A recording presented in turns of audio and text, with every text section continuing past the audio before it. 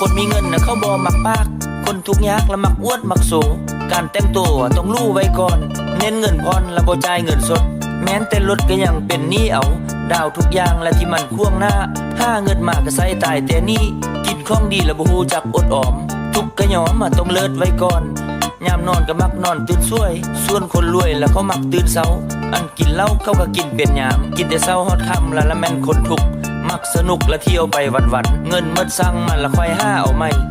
ชีวิตบ่ค่อยมีเป้าหมายต่างกันหลายกับคนมีเงินเข้าเพลิดเพลินนำการซอกันห้าบ่เสียเวลากับอบายยมุกบาดคนทุกเรื่องกินเป็นใหญ่มักใส่ใจแต่เรื่องไฮซาละมักโลมักละละหานเหล้าหานเบียร์เสียเวลาเนี่ยบ่มีประโยชน์มักโพสและแม่ซื้อห้วยเสียงดวงบ่ค่อยเป็นห่วงเรื่องอนาคตมีเท่าได้กินหมดบ่เหลือเอาไว้บ่มักใส่ใจระหว่างแผนชีวิตชอบคบแต่มิตรจำพวกเดียวกันอยู่ไปวันๆละหาเช้ากินค่ำเฮ็ดประจำแล้วแม่ตั้งวงกินเหล้าบ้านเพิ่นเมาแล้วคุยโวโอ้อวดวันตัวลำเพิ่นหาวอย่าสูบเงินซ้ำตุ๊บยังบ่เจียมสังขารลูกเมียมันสิกินยังกะสร้างมาสั่งแตกต่างกับคนเข้าห่างหมี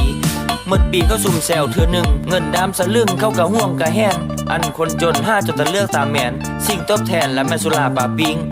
คนรวยเขาซื้อรถซื้อบ้านคนจนขี้คานสร้างแต่หนี้แต่สิ้นมีแต่เขาอ้างเรื่องซอกอยู่หากินโทษฟ้าโทษดินบ่รู้จักโทษตัวเองอันเพิ่นเก่งและแม่นเรื่องนินทาคันเว้ายังมาและแม่นเพิ่นฮู้เบิดแม่นเติร์ดแล้วเว้าพื้นเจ้าของความจอง